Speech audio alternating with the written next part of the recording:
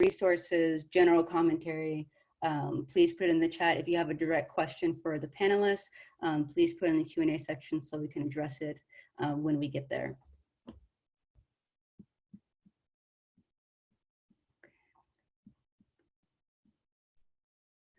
I'm just gonna give everyone a few more minutes. So for those of us that just joined, feel free to let us know where you're calling in from. I know that we can't see you, so if you're in your pajamas, you know, feel free. We can't tell. If your dog's running around, if your kid's going crazy, we can't see you or hear you. So this is everyone's dream right now. So.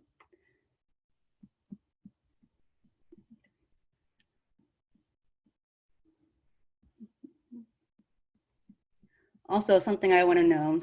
Hi, Los Angeles, Dayton, and Austin, Atlanta. We also want to, I want to know, you know, how have you been spending your quarantine time? What shows are you watching? Are you tired of Hulu? Are you tired of Netflix? What's the best thing out there? This is a selfish question. I just want to know for me. But, you know, everyone else can benefit from this too. Ooh, another from Dayton. Look at that. Oh, I heard Self-Made was really good. I haven't watched it yet.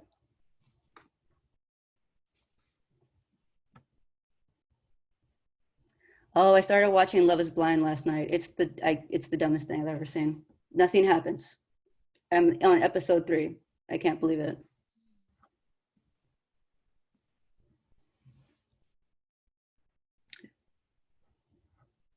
Avengers, I see it.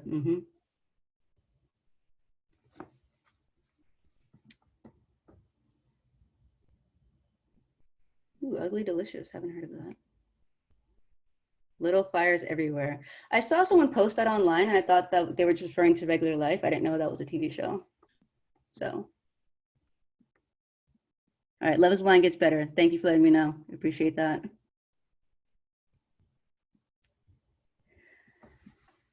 All right, so let's go ahead and get started. Everyone else will trickle in. Again, my name is Angelique Williams. I'm the founder of My Umbrella. I'm also a member of the StartOut programming board. I'm going to be your moderator for tonight.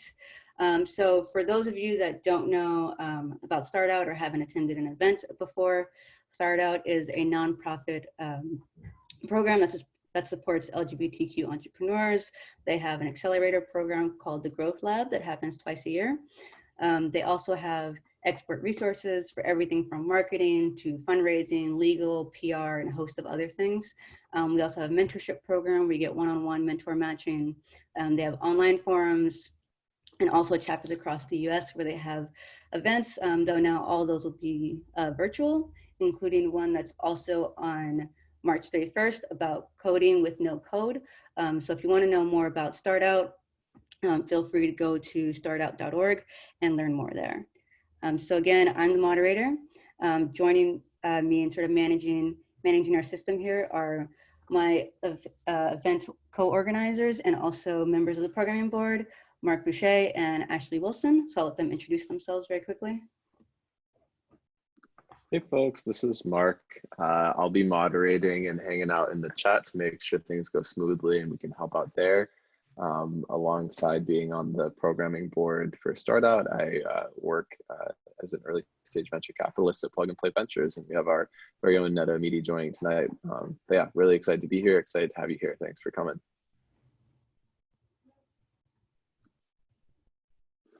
Hi everyone, I'm Ashley Wilson. I'm the founder and CEO of AuditMate, the first ever building maintenance auditing software. Also on the SF programming board and a part of cohort 6 of the Growth Lab. So if you have any questions of the Growth Lab, you can shoot those over. I will be moderating the Q&A section that's to come. Thank you. Awesome. Thanks, guys. So again, for those that joined late, there's a chat section where Mark's going to be for general commentary and the Q&As for any and all questions you have. We do want to allow it to be more interactive. So if you have questions just burning that you want to make sure you get in, feel free to put them in. If you have some that come up as we continue to talk, again, feel free to put those in and we'll address those at the end of our structured questions. So without further ado, I would like to introduce our speakers. Neda Amidi, who is the Plug and Play Partner Global Head of Health. and Caron G, Howard. She's with ICA Fund Good Jobs, and she is their strategy and program manager. So thank you both for joining us. And can you give us a bit of your bio and what your companies do? Should I go first? Or? Okay, I'll kick it off then. So my name is Neda Amidi. I joined Plug and Play about 7 years ago. I'll give you a little brief introduction about myself and also Plug and Play. I am originally from Iran. My family is Iranian American. We moved here prior to the revolution there, and kind of ties nicely into the Plug and Play story as well. I did my undergraduate studies here at Santa Clara University right down the street, then have worked at 3 startups, one in the mobile payment space called Zong, one Kiva in the micro lending space, and then one Zamzi, which was in the social nonprofit space, but also healthcare and activity monitoring as well. Joined Plug and Play, focused more on pre-seed investments for our company, and I'll kind of tell you a little bit more about Plug and Play in the intro, but essentially I oversee 4 of our verticals within Plug and Play: healthcare, insurance, fintech, and enterprise. And Plug and Play is really an innovation platform which has 3 different components. It has a investment component where Mark mentioned, where we invest in over 200 startups a year. This is from pre-seed, seed to Series A stage. It has a corporate innovation component where we connect startups to corporations and match make them for pilots, licensing deals, and strategic investments. And this we do across many different industries that I can go into later as well. And then the third component, which is real estate. And that's really kind of more the traditional real estate, renting office space to startups, anywhere from like 1 cubicle to 30 people in one office. So that kind of covers overall what we do and my role at Plug and Play, and then happy to kind of tell the Plug and Play story later as well. My name is Caron G. Howard. I am with ICA, which is a nonprofit, and a CDFI, which is a community development financial institution in Oakland. And I am the strategic program manager there. So I'm responsible for leading the improvement and quality across all of our programs there. I am a native of Oakland, born and raised in Oakland. I've been an entrepreneur probably since I was in elementary. I was selling popcorn balls through high school. I've had a few different micro businesses, but I never kind of, I like a little bit of a buffet, so I never kind of stuck with anything, and then decided to go to business school about 3 years ago. And so completed business school, got an MBA in social entrepreneurship, and landed at ICA with a fellowship. So I've been there since 2017, and then grew into the accelerator manager, and then now the strategic program manager. Awesome. Thank you both so much for joining us again. So without further ado, we'll jump right into the conversation. So again, we know, first of all, we thank all of you for spending your time with us. We know that everyone's life has been thrown into sort of a tailspin right now. And so we appreciate you joining us. And so because of that, we do want this to be as interactive as possible. So again, feel free to come with questions, feel free to be in the chat. But more importantly, to our panelists, how have you been coping with things since this outbreak has started and since everyone's been adjusting to this new normal? Yeah, I could say, I mean, from the ICA standpoint, we work with largely non-businesses in the 9 Bay Area counties. So we've been coping well, but it's a daily, we're getting information and resources daily. So we're also just kind of scrambling to pivot our programming and to kind of feed the response, I mean, the needs of our entrepreneurs, and some of the unforeseen needs that that either they don't see or we don't see right now. So we're surveying companies to see what their most pressing needs are and just really working to align resources accordingly. Yeah, I would say for us as well, I think Mark alluded to it earlier. I think it was when before we started off, but most of our events and activities have really moved virtual. So both the way in which we connect startups to corporations, but also we host, a meetup almost every day within our event space. And actually this event was going to originally take place at Plug and Play. So we're used to having a lot of people in our building, and definitely that has been something that we've taken online, but it's not the same as, in-person interactions with people. And actually tomorrow we have a session for COVID-19 and startups that are either diagnosing or addressing and slowing down the spread. And that one, we've never had 1,600 people signed up for a session before. So we're also learning kind of how to take our practice and take it digital, and, doing some pre-recordings and other things to kind of adapt there as well. And then just as far as our people, I think that has been another component of, following kind of what is happening with the government and kind of overall kind of state by state for sheltering in place. That's been something we've been practicing since last week, but definitely hard to be kind of separated from people, since a lot of what we do is kind of hosting people on a day-to-day. But thankfully we've been able to move our business to be virtual and continue to provide the same value for our ecosystem online. Yeah, I think a lot of people are dealing with, very similar challenges across the board. And we'll get into resources later on in this conversation. But and again, for the people in the audience, we definitely are not going to have this entire talk center around COVID-19, because everything is about COVID-19 right now, but we just can't ignore the not so invisible elephant in the room. And so we are in unprecedented times, but as businesswomen, as leaders, we also know that there's a crisis or uncertain times, every day, every month. So can you talk about how you lead through times of stress or crisis or just uncertainty? We don't know what's going to happen when you're scared, when you're stressed, or some of the founders and entrepreneurs that you work with, when they're stressed. How have you seen them lead? How do you lead when, quite frankly, you don't really know what's going to happen? I can start with that one. Maybe one big thing has been kind of transparency and openness. Even if you don't have all the answers, being very open with, your different stakeholders, whether that may be your employees or your partners or your portfolio companies.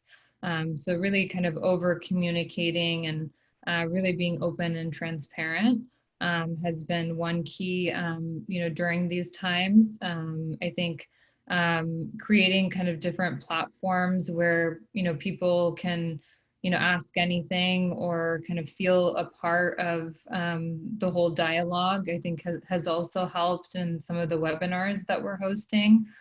So people being able to jump on and talk about, today, for example, we had a webinar about the travel industry and, the uncertainties there with flights and hotels and airports. So we had someone speaking from each group, and really being able to create those forums where people can kind of speak and talk about those things.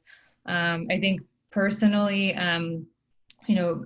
this has also given people an opportunity to kind of reflect, and I think spending more time at home, you may also have more time to go on walks, and there's really no gyms or, anywhere to go from a typical perspective that one does. There's no, Soul Cycle or anything like that right now. So a lot of time to reflect. And I know I've started my yoga practice again as well. And I'm trying to bring kind of the human element back to our team and inviting people to yoga. So not forgetting kind of the hallway conversations or the things that do happen in the office as well. And same goes for our portfolio company. We're really prioritizing them over new investments. So really supporting them being able to be there for them and kind of understand what they're going through, and be able to fund them when they do fundraise next rounds as well. Cool. I think I have to piggyback on Netta. I think transparency for us is absolutely key at this point. As service providers, we may not have all the answers, just as entrepreneurs may not have all the answers, particularly as things are changing by the minute or by the day. But communicating that we're committed to finding solutions to their problems is key. And then I think internally, I know that our leadership is just very clear on, yes, we're responding to the needs of entrepreneurs, but we also need to be mindful of our own self-care.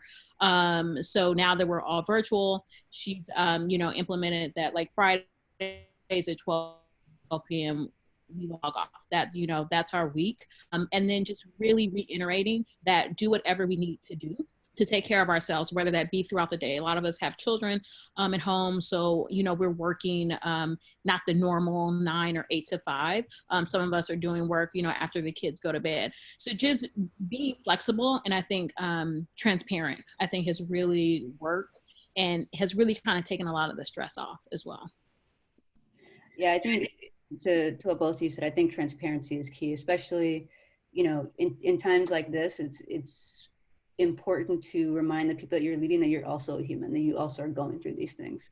Because when it's business as usual, you typically may not operate like that, but can't do that right now.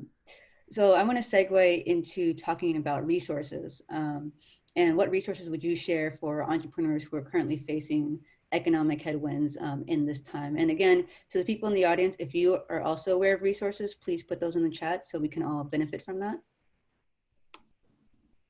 Cool. I think I can start there. I mean, ICA has put together a list of resources, and I'm happy to send this out to anyone. Not sure it'd be too helpful for folks operating outside of the Bay Area, but specifically, we work with a lot, like I said, a lot of non-tech companies. So a lot of our folks tend to look for smaller amounts of debt to kind of help them get through, or larger amounts that can help stabilize operations over a long haul. So, I mean, I can call out a few, and again, I can send this list out that has these financial resources along with others as well. But Pacific Community Ventures, they have loans going from 10 to 200K. Working Solutions loans up to 50K. They're out of San Francisco. Mainstream Launch Oakland and Mainstream Launch San Francisco. Grasshopper Bank is a resource guide for founders and investors during this time. First Foundation Bank. And then we've also just listed GoFundMe, because I know a lot of folks have went to that platform to help for get funds for their employees or themselves. They just announced a small business relief initiative where they're offering local businesses a $500 matching grant. But I'm sure that there are going to be more in the weeks to come. So the list that I will send out, the resource list, we're constantly updating it. So feel free to check it daily if needed. Yeah, I think on our side, as far as resources for companies and startups and, portfolio and non-portfolio, we did actually send out a survey last week to kind of get a sense of where our portfolio companies are at and where they're having trouble with in the funding stages. So something that, we've learned, some are not necessarily having people pull out on the investments, but they're having, other troubles with new investors and getting that soft circled. So something that we've taken a deeper look into, and making resources available to startups, and whether it's webinars or opportunities where they can speak with some of our people on the venture side or our corporate partners to be able to help them kind of wave through this as well. Yeah, and again, any resources that are shared during this webinar will be sent out to all the attendees afterward. So if you're a great note taker, I'm sure you already have it down. If you're terrible like myself, we got your back. So switching gears more to you two personally, we know that typically the Silicon Valley world, the tech world, entrepreneurship tends to skew male. So as female leaders, leaders of color. Can you talk about a time where you're treated differently because of your gender or ethnicity, and how you've overcome those things, or even anecdotally, founders that you've helped, again, whether it be gender, ethnicity, orientation, how they've addressed those issues? Happy to maybe kick this one off. I'll just take the pause, as I know I'll go first. But on our side at Plug and Play, we do have certain task forces in place around kind of addressing, diversity and inclusion. We do actually have a initiative company-wide called EmpowerHER, where we both kind of promote having more portfolio companies, founders that are diverse, having more team members that are diverse, and also on our partner side as well. It's a topic that, we put together panels and discussions around it as well, and something that we also track across our portfolio companies as well. So we do take this topic quite, seriously, and have different resources and initiatives around it as well. And something that, we're kind of looking into the numbers as far as our portfolio and our team, and something that we will be publishing more externally as well. And I would say for our startups, I've heard several stories of, female founders that have had VC meetings with partners and have had challenging times raising, and feel that they are not treated equally. So I do think that we do see that in the VC world, depending on what industry you're in. If it's healthcare and geared towards women, the product, it could even make it more challenging at times. So we do have that as well as a challenge for some of our founders, but we try to create these opportunities through EmpowerHER, where we bring VCs and corporates, where there can be more opportunities for funding, more opportunities for collaboration. But most of our founders really say that they kind of go into it with, there's no reason, or there's no difference, and really going into it fully kind of empowered.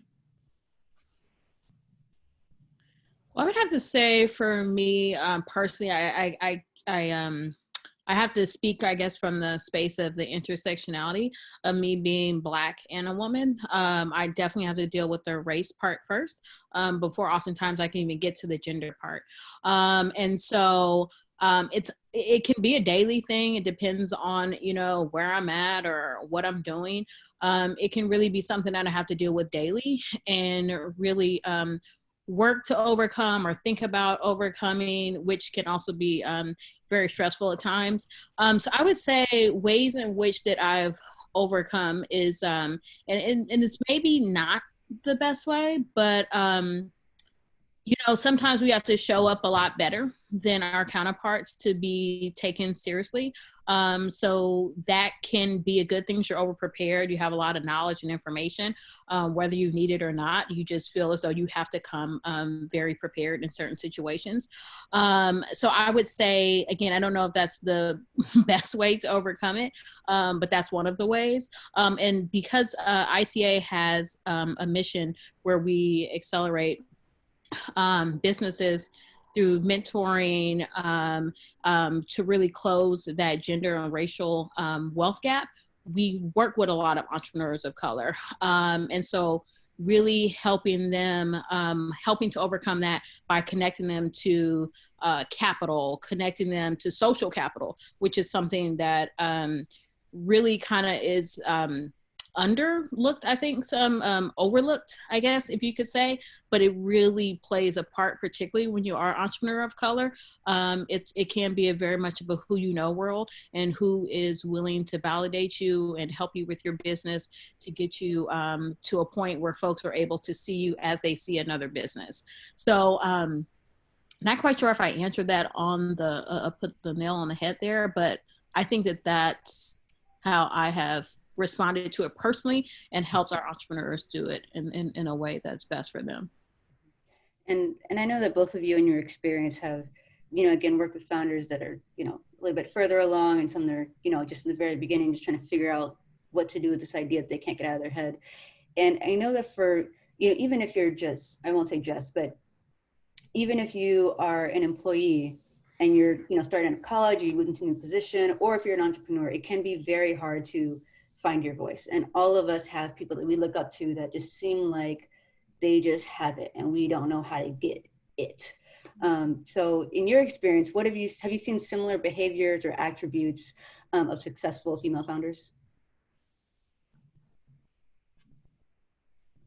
Yeah, I definitely, I definitely have seen it. And it's very interesting, like sitting on the side now where I sit more of as a service provider or maybe in a consultancy space, to really see it in a lot of the entrepreneurs of color, particularly the women. There can be a mindset of scarcity. So it's like, how do we overcome that? And then there's a mindset of kind of wanting to hold on to everything, wanting to be a Jill of all trades. But the downfall is that you're a master of none. So really, how do we delegate and then feel comfortable and safe in doing that? Because historically, we have a history of people running off with ideas, so we just hoard onto everything, but then you burn out. That's exactly what happened to me as an entrepreneur. Hence the reason why I think I sit a little bit better on the advisor side of things. So we definitely see it. And so really what we're doing is helping to unpack a lot of those, just a lot of kind of those negative connotations that have been, they don't see it as negative, but they're just negative connotations that folks have been operating in and around for years. I don't know if I'm going to answer this one correctly, but I do think, some of the things I've done within the company and others as well is having kind of a mentor or buddy network, and being able to mentor people that are newer to the organization and really want to establish their voice and their confidence, and whether it may be in an investment role where you have to kind of stand in front of an investment committee and pitch, a startup, or it may be, presenting in front of clients, really making sure that people kind of feel that confidence, within them and have practiced enough to really get to that point.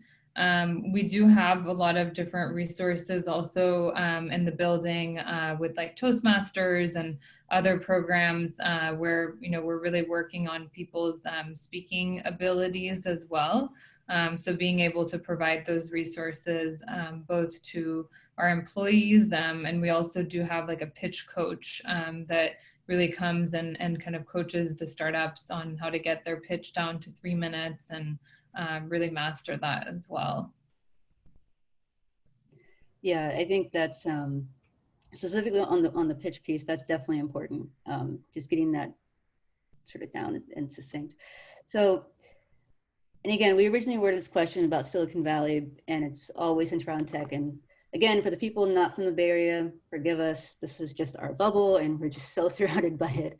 But do you have any tips for people on how to, break into Silicon Valley tech or just entrepreneurship in general, regardless of where you are? Just how do you, because a lot of people are making a pivot, either from a data engineer to an entrepreneur, or from, a researcher to a user experience designer. So do you have any tips on how to do that? Caron, I know that you're, you're sort of clued in with a lot of different resources and things that that people on your team do, but what tips would you offer, resources you would offer in that light? For anyone just wanting to jump in, I mean, I think it's a beautiful world. It can be a stressful world. But if it's something that you're passionate about and you really want to see it through, be clear on that. And then just really, I know I'm speaking again from the Bay Area, there's so many technical assistance providers, folks who are really there, willing, wanting, and really have really good programming and strong programming to help you get from that idea stage to the growth stage, and then to help you scale, and then possibly to whether you're going after debt or whether you're going after investment, to really help you get that business to where you need to be. I think that you should, be clear on an idea, and then find who those resources are in your area. You don't have to do it alone. And I also think that going and talking your business idea over with someone is not a bad thing. There's plenty out in the world of entrepreneurship for everyone. So I think just utilizing those resources, those technical assistance providers in your area to really help you go from that ideation stage to that growth stage, I think is key. Yeah, I think adding to that as well, I think whether it's going into entrepreneurship or kind of getting into the tech scene, I think it's all about, building your network. And I think we have a lot of different powerful tools on how to build your network, but really, LinkedIn and being able to see who's connected to who, and really asking, for introductions and building out that relevant network in this space, I think makes a huge difference. And asking people for coffee meetings and really, connecting with people and being a sponge and kind of learning before formulating like a thesis or kind of an idea about the space. I think when things go back to normal, going to events, I think in the Bay Area, we have something, like 100 things probably happening from San Francisco to San Jose around different subjects.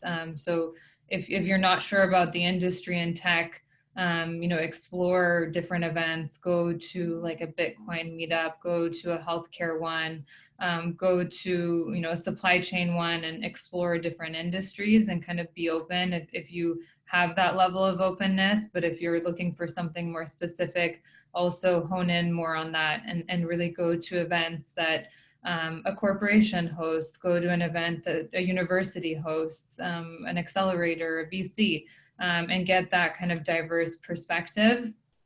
And then just a lot of online resources available as well. Happy to kind of share a list, but whether it's TechCrunch or Y Combinator's blog, or just following relevant people on Twitter, be able to kind of get that data and that information on a daily basis so that you're kind of up to date as well about the industry. Yeah. Back onto what Netta said, because earlier when she talked about the events, and that's how a lot of ways you build the social capital. And I just think that is so overlooked, but you never know who you meet at these events and who they know. And in the community, I'm pretty sure it is the same way for tech or entrepreneurship. People are always looking for ways to connect folks. So I just think I like that. Go to as many events, go to pitch events, listen to what people are saying. And then again, just be that sponge and soak up as much information as possible. Yeah, I'm going to piggyback on the piggyback. Cause that was literally the first thing I did when I decided I wanted to start a company. I'm like, I have to go to events because I don't know anyone in tech. I don't know anyone that's an entrepreneur doing the things that I want to do. So I need to go to these places. And again, it's, you go to this conference, tell you about a different conference, you meet someone there, you meet someone here, you just don't know who knows who. And so I think a lot of founders make the mistake of just chasing the money, whether it be debt or capital. But it's like, there's so many people that are so helpful. And my biggest resources are my other founder friends for a lot of reasons. But so one thing to also add to that, as far as networking, I think Mark actually has a really good strategy around this. And I do wish we were kind of in person as well for this. He does like a nice little icebreaker for networking where it kind of sets the stage. Because sometimes it can be, uncomfortable to go up to a complete stranger and, say like, what do you do? And this is what I do. And so I do think a lot of times, like what I do and what many of my friends that are not in tech are surprised, like when you go to events and you just talk to strangers, is kind of setting a goal of like how many new people you want to meet and in what kind of time frame, and really kind of if you do have someone that with you, kind of separating ways and really dividing and conquering kind of the room and networking, definitely helps when you're at events. And then I think in events where there's more facilitated networking too, whether it's through an app or through a prompt that's put up, definitely engage. And, you know, the reason why you're typically at that event is to like meet people and network. So make sure that you're kind of fully present and fully engaging. Yeah, definitely. And so with that, I see we have questions in the Q&A. And again, we want to make sure that we take all of your questions, as many as we can. So I will hand it over to Ashley, who's going to be moderating that section. Yeah, thank you.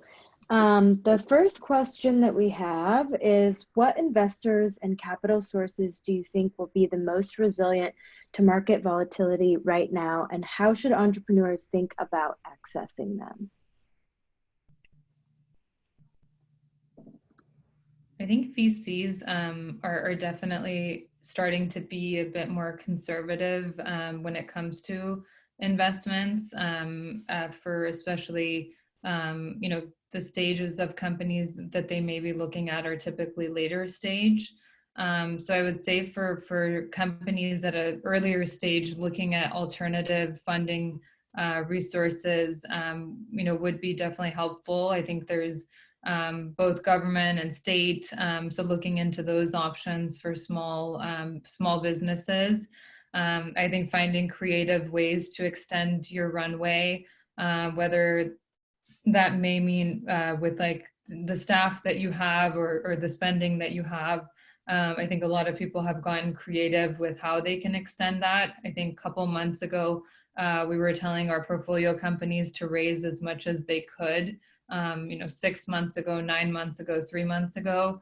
And, you know, a lot of people took that advice and closed most of their fundraising, but others are still in the works. I think for some industries like healthcare, they'll be able to continue to raise funds and even maybe raise more funds right now with the amount of capital and resources and even new funds that are emerging right now to kind of combat COVID-19.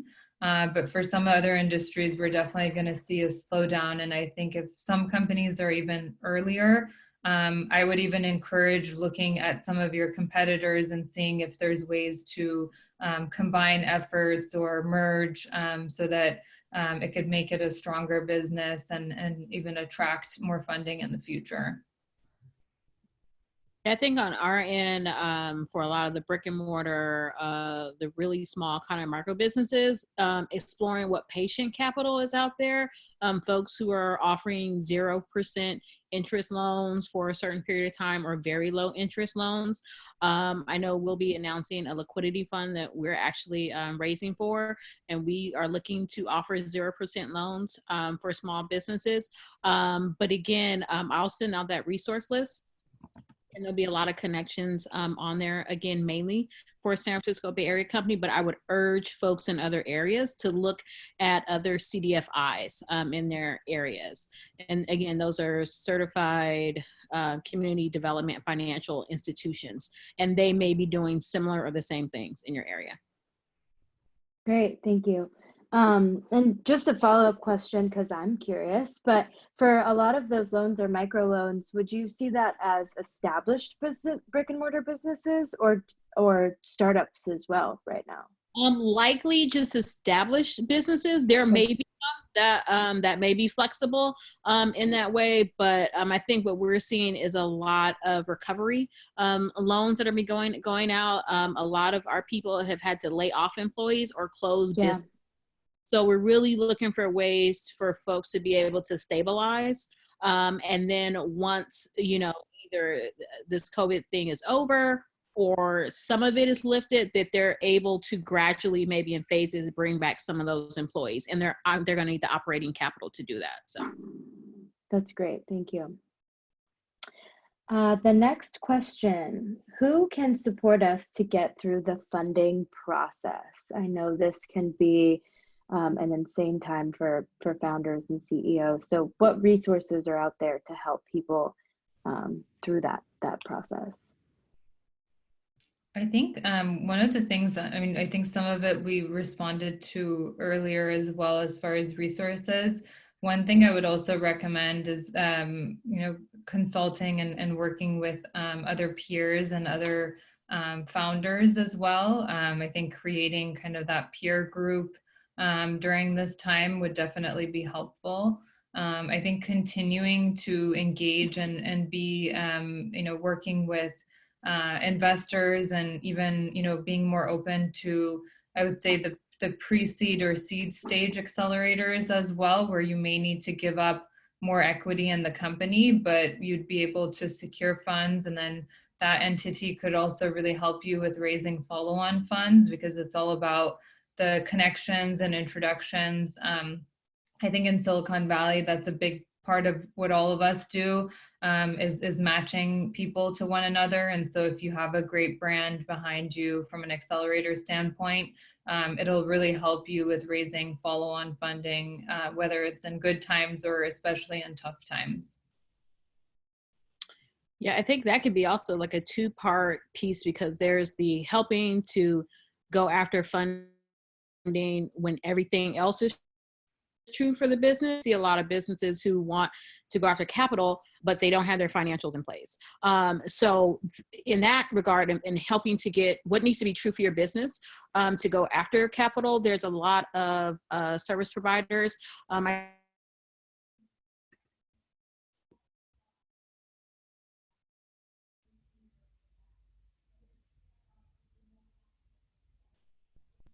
You guys can't hear anything either, right? No, Okay. I thought it No, was just me.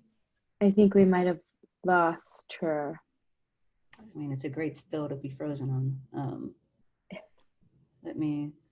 That's what's happening to me with my Wi-Fi all day. I thought it was Yeah. me. Yeah, I'll send her an email just to let her know. There is one really great question from Maureen. Yes, I know. And I think I love that question. Yeah. So Maureen said, waiting for her to come back too, because she actually does have a child. Yeah. should we give that one a minute?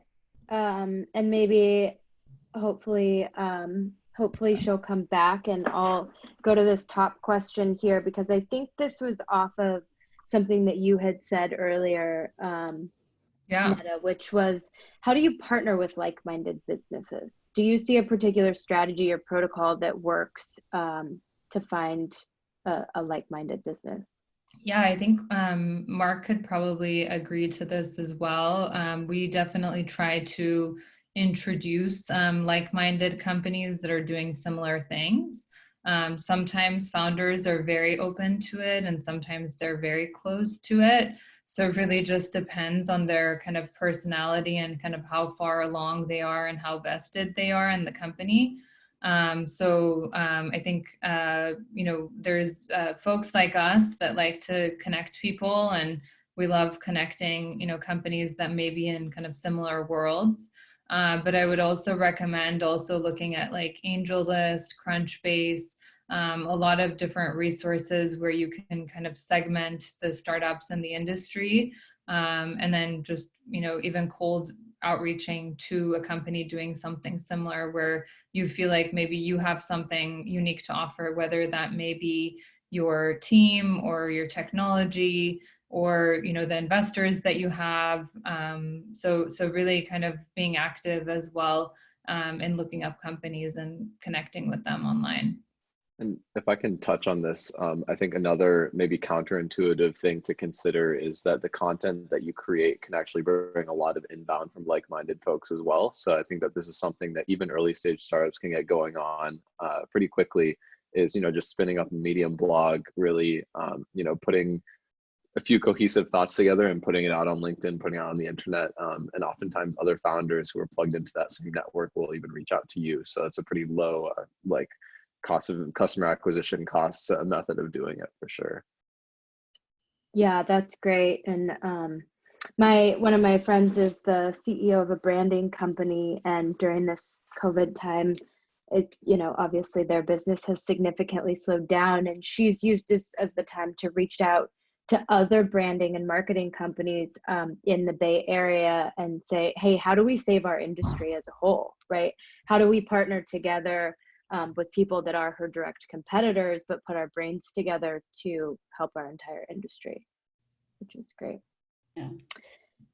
Also, just as a quick update, Caron did email me back. She's trying to get back on, so she should join us soon. And then we can get to Maureen's question, which again is it's great, but It is a great question, I know. I don't have a child, so I can't answer that question. I did have something happen today in one of our like leadership meetings where someone's child kind of popped up next to them, and it was actually like really cute to like just be human and kind of interact, you know, with their child. And it actually added some fun to our meeting. So like I don't have kids, but I do think like it's okay. And there's that BBC interview that I think many people have seen, that is definitely really fun too, that, you know, someone's child and like their nanny or someone pops up in the back. So I do think just remaining true to ourselves and you know, managing as much as we can manage to take turns, you know, with significant others or partners.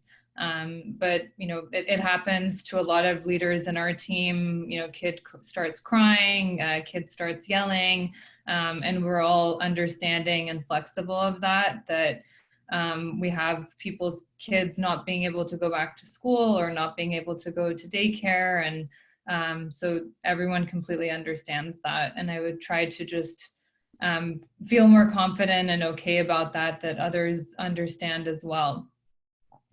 Mm-hmm. There was one question about, oh, did I just flip screens? At the end that was about face-to-face and Cindy. So now that we cannot meet face-to-face, can you share some new strategies? I think one thing that we've been really practicing as a company has been having your video on and really making sure that you remain as in touch with the person you're talking to through kind of the face-to-face on video. Great, we have Caron back. But really kind of keeping that, you know, we've created a lot of different guidelines and rules for our team as well around like calendar sharing and availability and other things that we can all be more transparent and open about as well.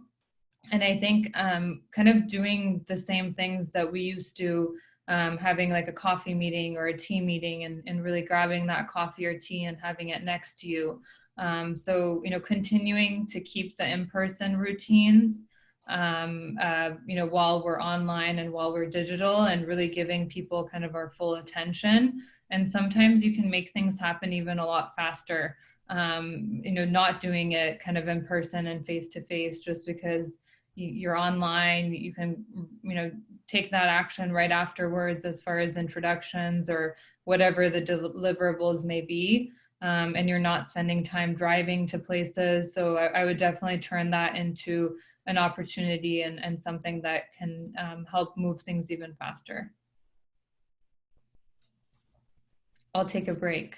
Yeah. Welcome back, Caron. Ashley, do you want to cycle back just to that question and get Caron's input on it, the one from Maureen? Yeah, so the question from Maureen was, I don't even know, I think I might have answered it to say specifically. So Maureen said, I can't get over the anxiety when my son steps into the video during meetings. Any tips for remaining professional while respecting your responsibility to your new little coworkers? Oh goodness, yeah, that's a good one. Luckily my daughter's daycare is still open, so I haven't had to deal with that. I mean, I think that everybody is understanding. I know on our team calls there's kids, you know, in the back, and I think as long as that level of understanding exists among the team, that these are times that just are not normal. I think all you can do is, you know, tend to your child as you need to. If there's a need that comes up on the call, and, you know, ask to be pardoned and come back and maintain that same level of professionalism. But I think that it's really calling for people to be a lot flexible and just have a deeper level of understanding at this time. So one thing great that someone shared on the chat is changing your like owning it, but also doing virtual backgrounds. I think I recently learned that next to your video, there's a sign that says choose a virtual background, and you can kind of change it to be in, you know, San Francisco or, you know, in the greens here, or, you know, traveling and somewhere on Mars, but you can do that as well. So just a fun little trick as well. I love that. People have been playing with those so much And you can lately. add templates. Like we have one that says plug and play. I haven't downloaded it yet, but you can Oh, also add nice. a company template. That's amazing. I love that. I'd fully distract me for like 5 minutes. I'm good now. I think you have to have premium to do it. I can't figure out how to do it on mine. No, it's a little Um, early for video. Yeah, I don't know. Sorry, now I'm distracting you from Yeah. We have a great question from David, who is also on the programming board. David said, what can allies do to help female founders?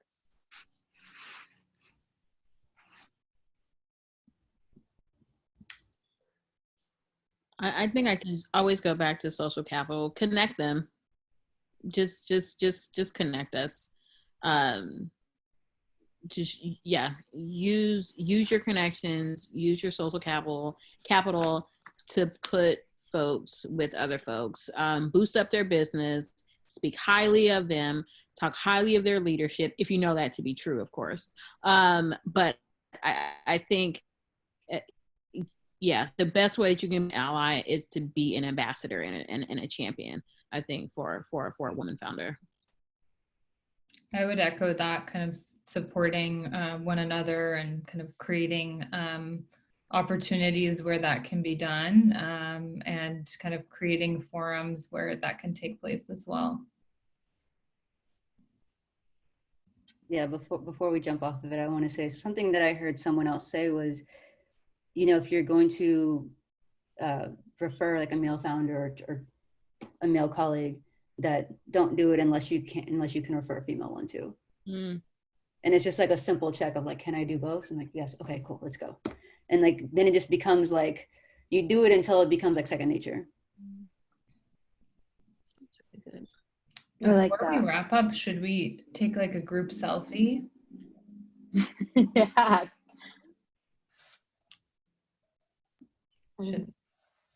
How do we do that? Oh, like that. I was like, how? Can you see us? Can we go into gallery? Are you? Okay, I will figure it out afterwards. Or wait, we can just screenshot too. Yeah. Oh. Yeah. Does everyone want to smile? Got it.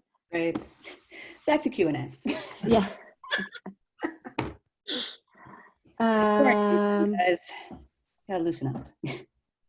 Okay, so we've talked a lot about how you apply for different capital or how you go out for funding, but what if you don't know what capital you need or what you're eligible for? What do you do in that case? Can I tap onto that question too, about in terms of eligible, but also there's a lot of back and forth of should you go for debt, should you go for capital? And sometimes there's different things and different businesses that make sense for either or. So just want to throw that in because I had that question anyway. I know at ICA, our accelerator, during our accelerator, we have, it's focused on capital strategy overall, but we do a capital strategy roundtable that is really focused on, once you kind of identify what your growth vision is for your business and the timeline that kind of goes around that, then what is the best type of capital? We get a lot of people, they want investment, but investment and going after it and having those investor relationships is very much like a marriage, and you're giving them your business. So what parts of it early on can you finance with low interest debt? And that way you maintain a lot of the control.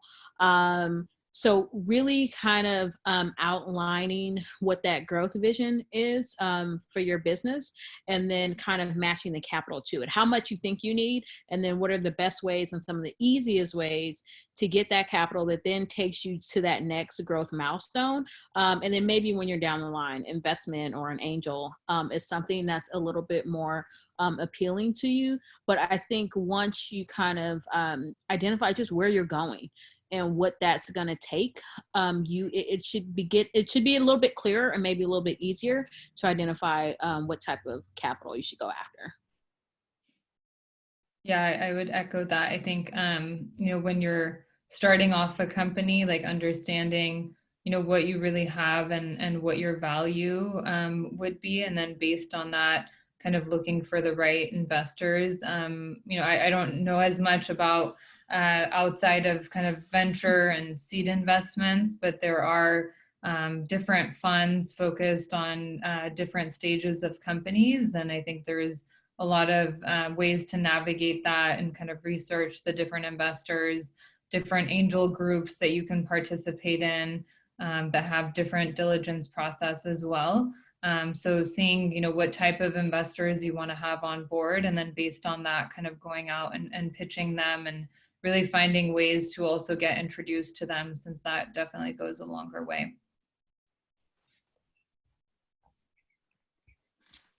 Great, yes. Let's see here. I'm in supply chain for virus infectious research in the lab in SF. Is it possible to find funding to fund the supply chain in my department? It's a very specific question. I think that would be more for Netta. I would say actually supply chain is one of the industries that we're seeing is keeping quite busy and has a lot of activity. We're actually doing a series of webinars around how COVID-19 is affecting supply chain. So we will, have opportunities there. And I would say that, yes, I think the answer is yes, that you can definitely find ways to, fund supply chain. But again, I think not knowing too much details about, the research lab or the actual company and, how big is the supply chain side of it, or is it a startup? It's hard to say, but I would say there's a lot of resources in place for supply chain industry. Great, thank you. We have just a couple more here. What advice would you give to a technical co-founder? To find a technical co-founder. Oh, find. Thank you. I think that one, I get that question quite a lot, especially when we find like a business or scientific kind of co-founder. They're looking for someone that can really build out the tech. And one recommendation we always have is kind of, having it online in like the obvious places where people in the startup community look for it, but also asking for introductions to people and kind of connecting with people at meetups and events. So I think Meetup is kind of a page where a lot of people are actually looking for co-founders as well. And I think if you have a great idea, be open to pitching it, go on stage. A lot of those events are kind of pizza and beer, very casual. No one's gonna, steal your idea. So really be open to kind of pitching it both online and offline. And I think you'll find a lot of great people that way. Also, I always recommend this app. It's called Shaper. It's SHAPR. Simply put, it's like LinkedIn and Tinder. It's their baby. It's exactly that. It's exactly what you're thinking. It's how I found my CTO. And again, I think I got very lucky, but there's also just great people in there. They're looking to find a co-founder, looking for investors, different things like that. So great. Are there any resources for women of color in the Bay Area? I'm assuming our technical assistance and funding. I can answer both of those. Yes, there's actually a lot. ICA, we're one of them. We work with more growth stage companies. There's Optimum Business Bootcamp. There's Central Community Partners. There's also the Runway Project. They are a loan fund that also offers technical assistance. Out of Oakland. They may actually be in other cities as well. I know they're in other cities. I know Baltimore, maybe Detroit, Boston. So something to look into. There are a lot. So I could definitely send out some resources. Amazing. Laura asks, I'm learning about investing and creating a business. Can you talk about any software or programs to create a business plan? And do you also create a personal plan for yourself to balance work and daily life? So we actually don't review business plans, I would say, anymore. We really look at investor deck or investor presentation and executive summaries. There's a lot of great templates out there on what should be on those materials. And so something that, you know, we may have like a more lengthy investor deck that has financials and other components. But really kind of focusing on the problem, the solution, you know, the market, the team, the go-to-market, and kind of going into the financials more as an appendix, and the amount of capital kind of required to start the company and the use of capital. So I would say from our perspective, we don't review business plans, and something that I think we haven't for many years. Maybe many years ago it was a lot more common, but I would definitely recommend just you know, going more into a pitch deck and kind of being able to tell the story. Yeah, likewise. Since we work with companies who are at that growth phase, we definitely don't look at business plans, but there are organizations, particularly any sort of programs or providers who work with entrepreneurs, generally from that ideation stage. Those are folks who are going to have a good eye and hands on helping to create and or reviewing business plans. Yeah, so I totally agree. For me as a founder, I've never had anyone ask me for a business plan once. It's always been send me your deck. But personally, I've used, you know, from like my graduate program, that rough outline of what a business plan would be to start getting things in the right places and to really start like drawing out exactly what my ideas are and putting things in the right boxes. And then for me personally, as a personal plan for work-life balance, I absolutely do this. I absolutely have like, what is my professional life to-do list and what is my personal life? I've definitely had major burnouts before and focused 100% on the professional. And that is completely unsustainable. So for me personally, and the way that my brain organizes, I need to have a plan for both. I want to say, actually, because we do work a lot with lenders, and I know in the tech world, not so much, lenders do want to see some form of a business plan.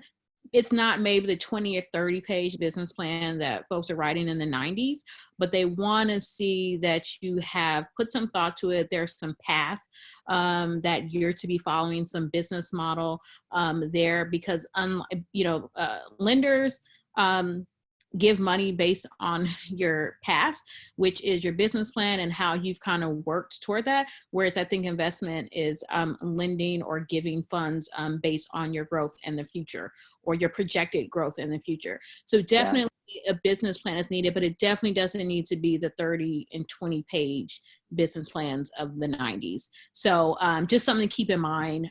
They just want to see that you have a plan.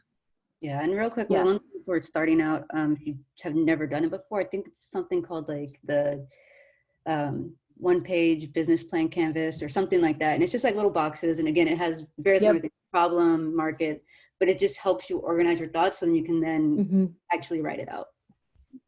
Agreed. We have one more question in the queue. Is it a good question of what you want more as far as traction goes? Can downloads be as attractive as sales to investors? If not, what key things do they look for most? I think it really depends on the milestones that you define, whether that may be downloads, number of users, like engagement, number of patients, however may be the KPIs or metrics that you define. I would say yes, if downloads is one of them, then that's traction. If you have 100, 1,000, downloads, that's an important metric to track. And when it comes to traction for us, we focus on pre-seed to Series A. So the traction could be quite varied in those stages, and depending on the industry as well. Traction in healthcare means something very different than traction in supply chain or other industries. So, we do want to make sure that if it is a later stage company, that they've validated and have kind of much bigger numbers and are really looking to scale that, and we'll kind of help with the corporate side, really bringing them more users and clients as well. So yeah, that's how I would kind of respond to the traction question.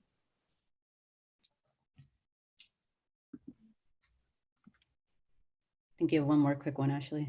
One more quick one. Question for Netta. Is a gifting app considered to be fintech?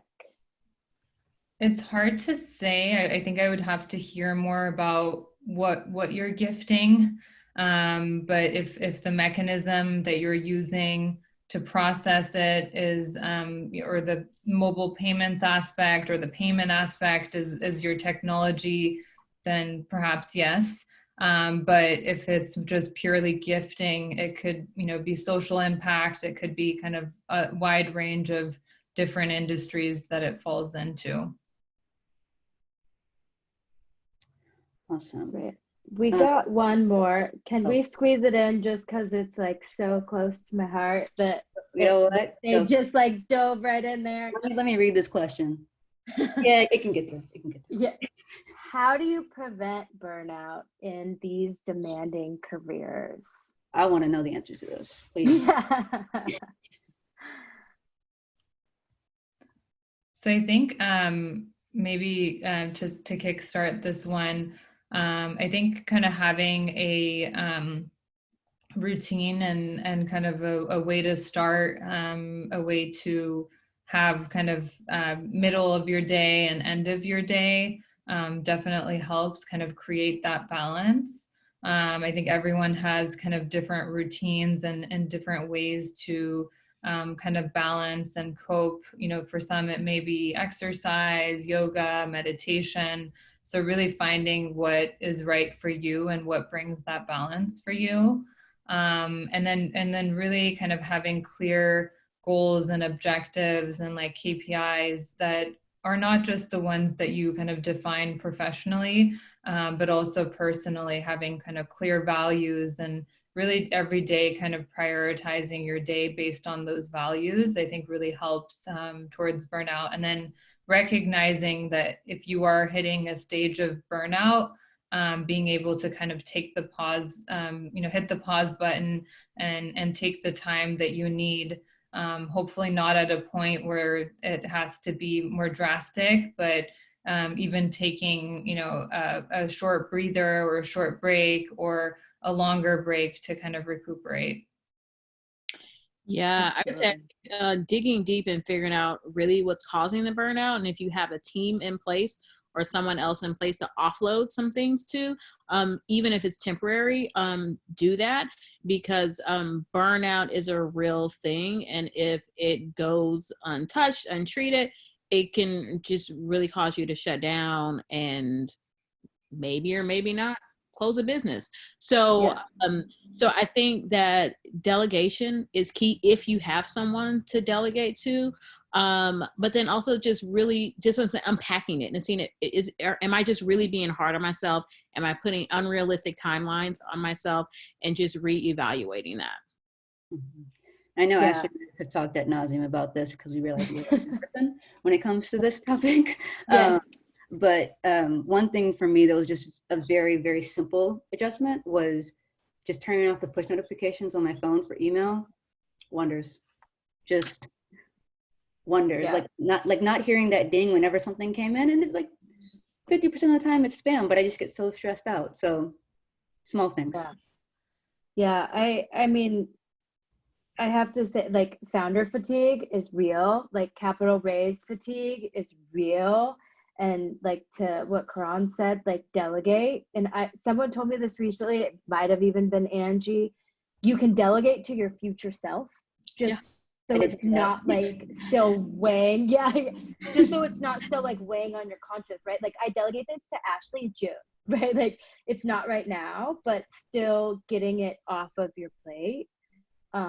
And then to Netta's point, like, a routine. Like, I don't know where I would be without a morning routine. And I don't check my emails for an hour and a half to 2 hours every morning, and do the same thing if possible every morning. Also, pro tip, don't shame yourself if you don't do it. That was a big one for me too, is like, if you miss a day, like, permission to be human. But just get back on that horse, right? Because, like, being human, we're not robots. Putting the humanity back into being a founder, we can't do it all. And a lot of us are also like badass moms and running our households and running companies and running this, that, and the other, right? And if we don't have those moments to ourselves to really check in whatever capacity that is, like, sometimes the routine is just the check-in. Sometimes it is just that 2 minutes of like, what do I need in this moment? But taking that is critical to not just your mental health, but also your business. Yeah, I forgot that I told you that, but yeah, there's times where I'll have like just so much stress about something will pop up that it'll be like 2 months later or the next week, and I'll like have the stress consume me, and I'm like, that's future Angie's problem. We're not worried about it. Like, okay, I can't do anything right now. So first of all, thank you both for all of your time and all your attendees all the attendees for sticking with us. But before we wrap, lightning round, 5 seconds. First thing that pops to your head. Don't think about this. Best piece of advice you've ever received? Listening, like making sure that you listen to people and have like open ears. Say no often. Ooh, that's a good one. Yeah, that's a good one. Flip side, worst piece of advice you've ever received?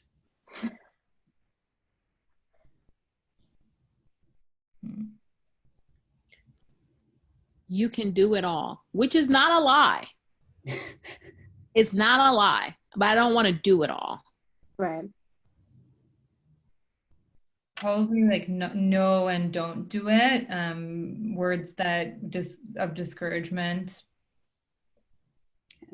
And finally, what is your mantra for 2020, which may be different than the mantra you had on January 1st of 2020?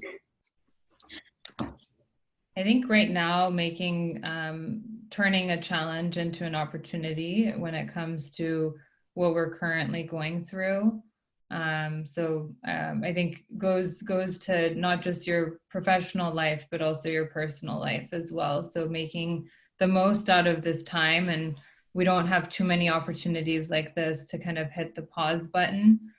So making sure that you're kind of taking advantage of that and really, taking the time that's needed.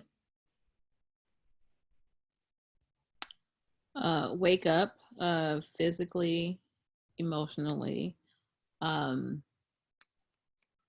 mentally. Mm-hmm. Mm-hmm. That's a good one. So on that, again, thank you both for your time. Thank you for all the attendees. Thank you to Ashley and Mark for putting this event on, and of course to StartOut for allowing us to put this together. Again, we will be putting all of this in a document. Given all the resources that were stated, it may take a couple of days to get everything pulled together, but it will all come out to all of you. So thank you. Again, we do have another event. I think it's the LA chapter that's doing this one on March 31st. It's how to code without coding. That's on the 31st. Again, go to startout.org under events. It's there. Hopefully we'll see you all either here virtually or hopefully in person one day. Thanks, everybody. Thank you, everyone. Thanks, everyone. Thank you. Bye bye.